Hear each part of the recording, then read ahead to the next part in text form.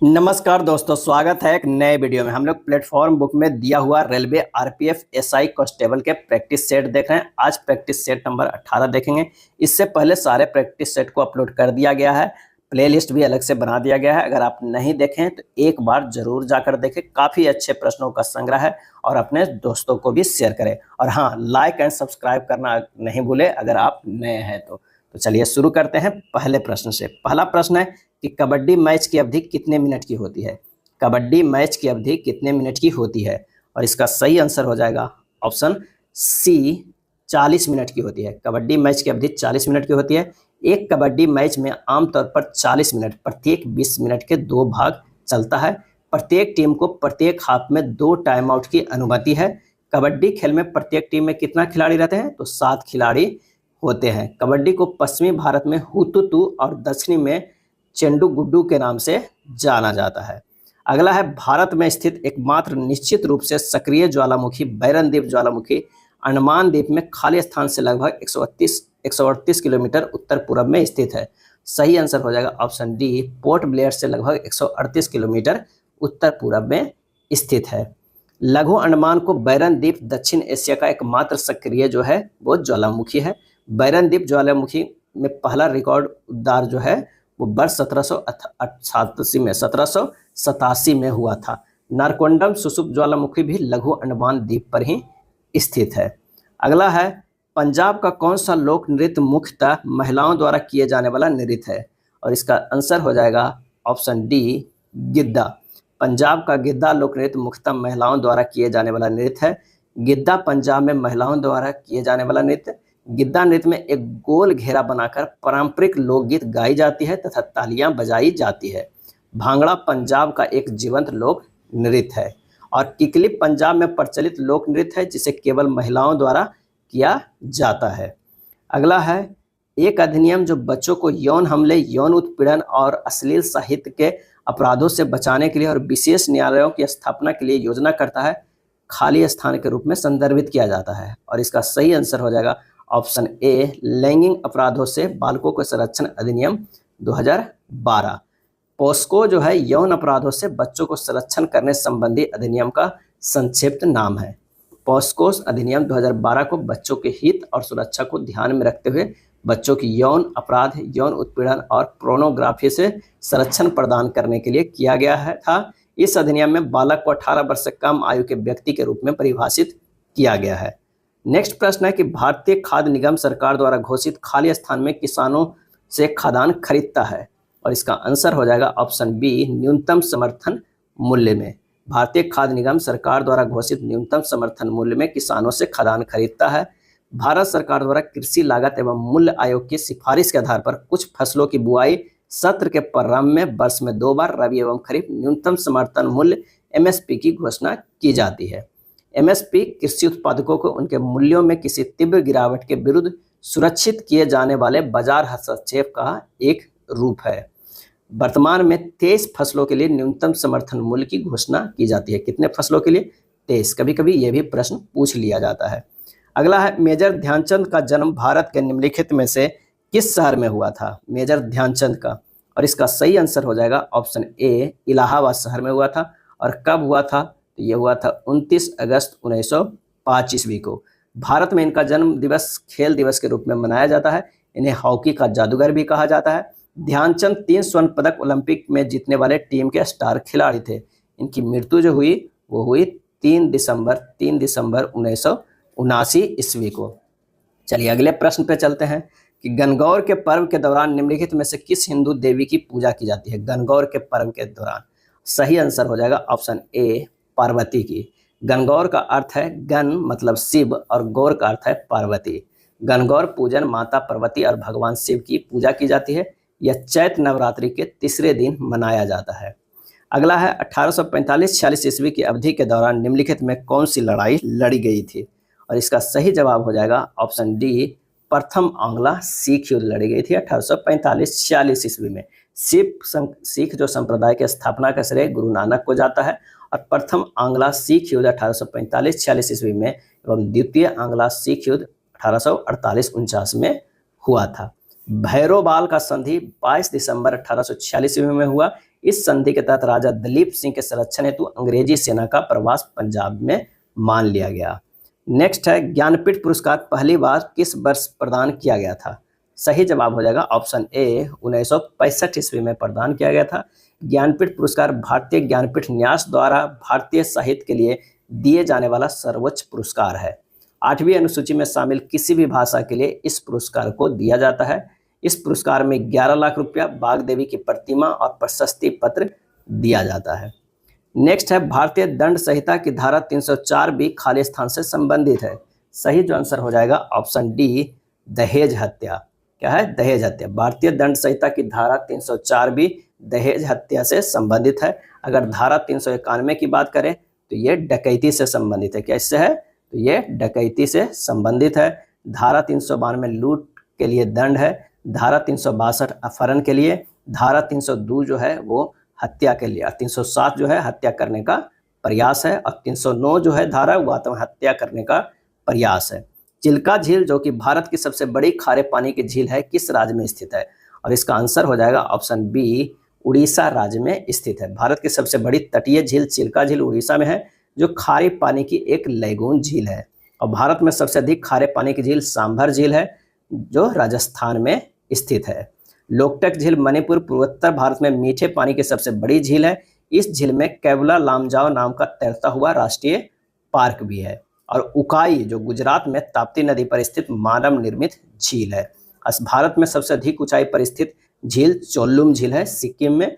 तिस्ता नदी के उद्गम यहीं से होता है। निम्नलिखित में कौन सा स्मारक खिलजी राजवंश द्वारा बनवाया गया था? खिलजी राजवंश द्वारा। और इसका सही आंसर हो जाएगा ऑप्शन सी, अलाई दरवाजा। गुलाम वंश के शासन को समाप्त कर 1290 ईस्वी को जलालुद्दीन फिरोज खिलजी ने खिलजी वंश की स्थापना की थी, और इसकी राजधानी किलो खरी का महल दिल्ली में था। अलाउद्दीन खिलजी की आर्थिक नीति का व्यापक जानकारी जियाउद्दीन बरनी की कृति तारीख फिरोजशाही में मिलती है। अलाई दरवाजा, सीरी का किला व हजार खंबा महल का निर्माण जो है वो अलाउद्दीन ने करवाया था। अगला है, भारत के तांबे में कताई मिल के रूप में पहली कॉटन मिल किस वर्ष स्थापित की गई थी?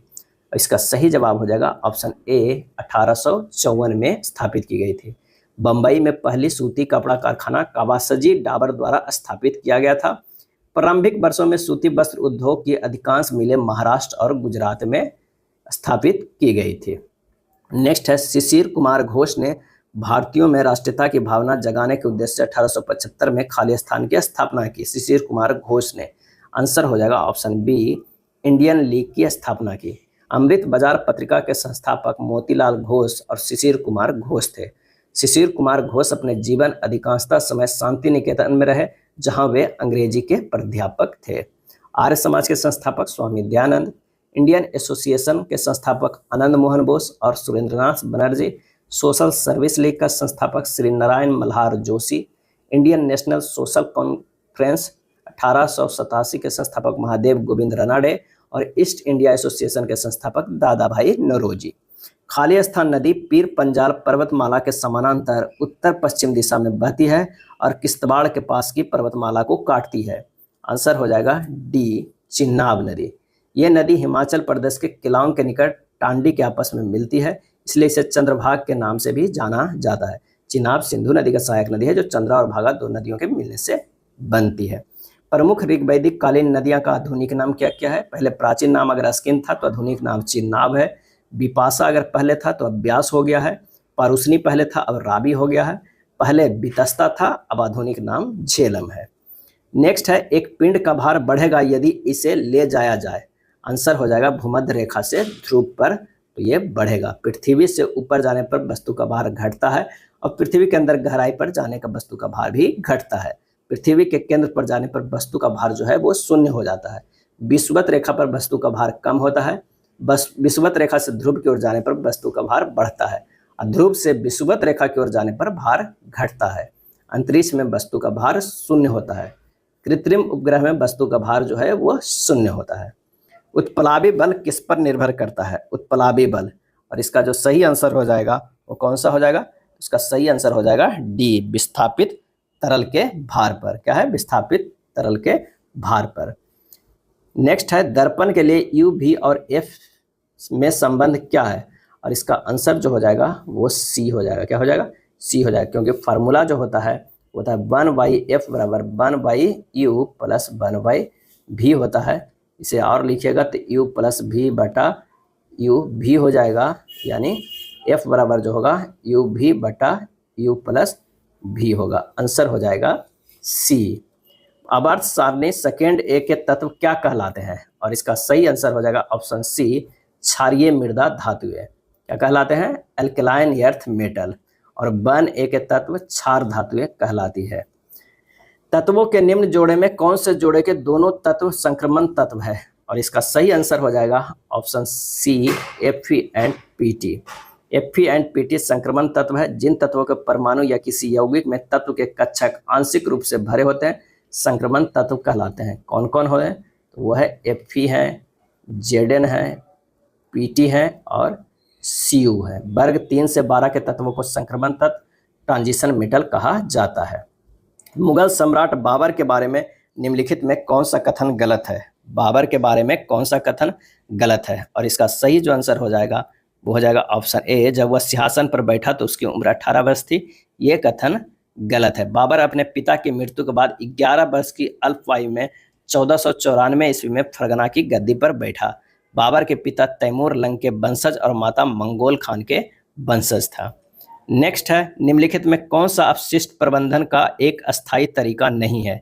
और इसका सही आंसर हो जाएगा ए, जलाना। जलाना अपशिष्ट प्रबंधन का एक अस्थायी तरीका नहीं है। अपशिष्ट प्रबंधन का आशय अपशिष्ट को एकत्रित करने और उसके उपचार हेतु उचित प्रक्रिया अपनाने से है।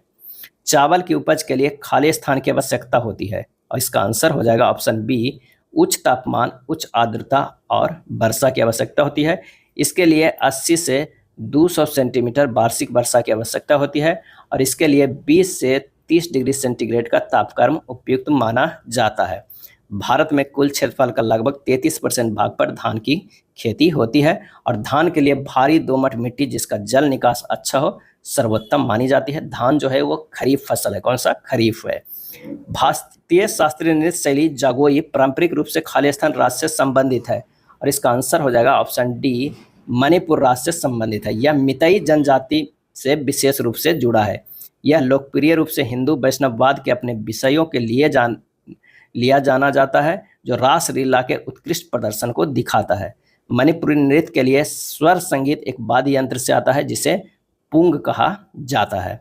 अगला प्रश्न है कि भारत का पहला आर्थिक सर्वेक्षण खाली स्थल में प्रस्तुत किया गया था। तो कब किया गया था? तो आंसर हो जाएगा बी, 1950-51 में प्रस्तुत किया गया था। भारत की आर्थिक सर्वेक्षण भारत सरकार के वित्त मंत्रालय का एक वार्षिक दस्तावेज है।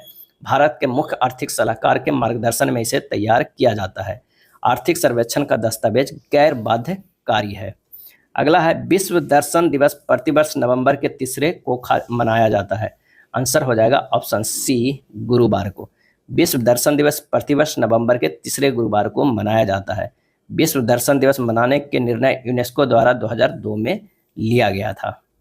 भारतीय रिजर्व बैंक अधिनियम 1934 की धारा खाली स्थान के अनुसार बैंकों को सभी मूल्य वर्गों के बैंक नोट जारी करने का पूर्ण अधिकार प्राप्त है। आंसर हो जाएगा ऑप्शन डी, 22। भारतीय रिजर्व बैंक अधिनियम 1934 की धारा 22 के अनुसार बैंक सभी मूल्य वर्ग के बैंक नोट जारी करने का पूर्ण अधिकार है। रिजर्व बैंक की स्थापना जो है वो 1 अप्रैल 1935 को 5 करोड़ के अधिकृत पूंजी से हुई और 1 जनवरी 1949 को इसका राष्ट्रीयकरण किया गया है। भारत के कितने राज्यों में द्विसदनीय विधानमंडल है? और इसका आंसर हो जाएगा सी, 6 राज्यों में द्विसदनीय विधानमंडल है। उत्तर प्रदेश, कर्नाटक, महाराष्ट्र, बिहार, आंध्र प्रदेश एवं तेलंगाना है। भारत में निम्नलिखित में किस फसली मौसम में तरबूज, खरबूजा आदि का उत्पादन किया जाता है? आंसर हो जाएगा ऑप्शन सी, जायद। भारत में जायद फसल मौसमी में तरबूज, खरबूज आदि का उत्पादन किया जाता है। रबी और खरीफ फसल के मौसम के बीच मार्च जून के बीच जायद फसल जो है वो बोया जाता है। यह जल्दी परिपक्व होने वाली फसलें हैं जैसे ककड़ी, लौकी, कद्दू, तरबूज, खीरा आदि। पंजाब के एक राष्ट्रवादी लाला लाजपत राय खाली स्थान के सदस्य थे और इसका सही आंसर हो जाएगा ऑप्शन बी, गरम दल के सदस्य थे। बाल गंगाधर तिलक, बिपिन चंद्र पाल और लाला लाजपत राय, अरविंद घोष आदि गरम दल के नेता के लिए प्रसिद्ध थे। पंचशील शब्द निम्नलिखित में से किस विकल्प से संबंधित है? पंचशील शब्द आंसर हो जाएगा भारत की विदेश नीति से है। पंचशील भारतीय विदेश नीति का एक मूल सिद्धांत है जो शांतिपूर्ण सह अस्तित्व और अहस्तक्षेप के विश्वास के आधार पर राष्ट्रों के बीच शांतिपूर्ण संबंध बनाए रखने के लिए इन सिद्धांतों को महत्वपूर्ण भूमिका रहती है। पंचशील के सिद्धांत पर भारत और चीन के तिब्बत क्षेत्र के बीच व्यापार और शांति समझौते 29 अप्रैल 1954 को नई दिल्ली में हस्ताक्षर किए गए थे और ये किया गया था समझौता प्रधानमंत्री पंडित जवाहरलाल नेहरू तथा चीन के पहले प्रधानमंत्री चाउ एन लाई के बीच में हुआ था। सिमलीपाल राष्ट्रीय उद्यान निम्नलिखित में से किस राज्य में स्थित है? और इसका आंसर हो जाएगा ऑप्शन बी, उड़ीसा राज्य में स्थित है। सिमलीपाल का नाम सिमुल यानी सिल्क कॉटन के पेड़ के लिए लिया गया है, सिमुल के पेड़ से लिया गया है। अगला है डुंगोंग निम्न में से किस भारतीय केंद्र शासित प्रदेश का राजकीय पशु है? डुंगोंग सही जवाब हो जाएगा ऑप्शन ए, अंडमान और निकोबार केंद्र शासित प्रदेश का राजकीय पशु है। डुंगोंग एक लुप्तप्राय समुद्री स्तनपायी है जिसे सी काऊ के नाम से भी जाना जाता है। यह पशु शाकाहारी है। यह मुख्य रूप से समुद्री घास और अन्य जलीय वनस्पति पर निर्भर रहता है और अंडमानी का उत्तर अंडमान और निकोबार की राजकीय पक्षी है। नेक्स्ट है औपनिवेशिक भारत में अंग्रेजी शासन के विरुद्ध अपनी सक्रियता के लिए प्रसिद्ध एक प्रमुख पख्तून अहिंसक आंदोलन खुदाई खिदमतगार के संस्थापक निम्नलिखित में कौन से थे? आंसर हो जाएगा ऑप्शन डी, खान अब्दुल गफ्फार खान। कौन थे? खान अब्दुल गफ्फार थे। उत्तर पश्चिमी सीमा प्रांत में खान अब्दुल गफ्फार खान के नेतृत्व में खुदाई खिदमतगार नामक स्वयंसेवक संगठन स्थापित किया गया था। कब? तो 1929 ईस्वी में। कब? 1929 में। इन्हें लाल कुर्ती के नाम से भी जाना जाता है। लाल कुर्ती संगठन ने पठानों की राष्ट्रीय एकता का नारा बुलंद किया और अंग्रेजों से स्वतंत्रता के लिए ब्रिटिश उपनिवेशवाद के विरुद्ध आंदोलन संगठित किया। नेक्स्ट प्रश्न है कि तंजावुर का राजराजेश्वर मंदिर निम्न में से किस देवता को समर्पित है? और इसका सही आंसर हो जाएगा ऑप्शन बी, भगवान शिव के समर्पित है। राजराजवंश शैव धर्म के अनुयायी थे। इसने तंजौर में राजराजेश्वर का शिव मंदिर बनवाया। इस मंदिर का निर्माण जो है वो 1003 से लेके 1010 के बीच चोल शासक राजराज प्रथम द्वारा बनाया गया था। इस मंदिर को यूनेस्को ने विश्व धरोहर घोषित किया है। तिरुमाला मंदिर समर्पित देवता भगवान शिव का है। रामनाथ मंदिर भगवान शिव का। सबरीमाला भगवान अयप्पा का। कुदल अजगर मंदिर भगवान विष्णु के समर्पित है। द्वारिका मंदिर भगवान कृष्ण के और सिद्धि विनायक मंदिर भगवान गणेश का है। किस हाइड्रोकार्बन के मध्य द्विबंध डबल बॉन्ड बनता है? और इसका आंसर हो जाएगा ऑप्शन ए, CnH2n के मध्य जो है वो डबल बॉन्ड बनता है। इसका जो होता है वो एल्कीन है। नेक्स्ट है मेंडल द्वारा अध्ययन की गई विशेषताओं के विपरीत युग्मों में से एक खाली स्थान थे और सही आंसर हो जाएगा ऑप्शन सी, बैगनी और सफेद फूल थे। मेंडल ने 7 मटर के विपरीत गुणों का अध्ययन कर आनुवंशिकता का नियम दिया था।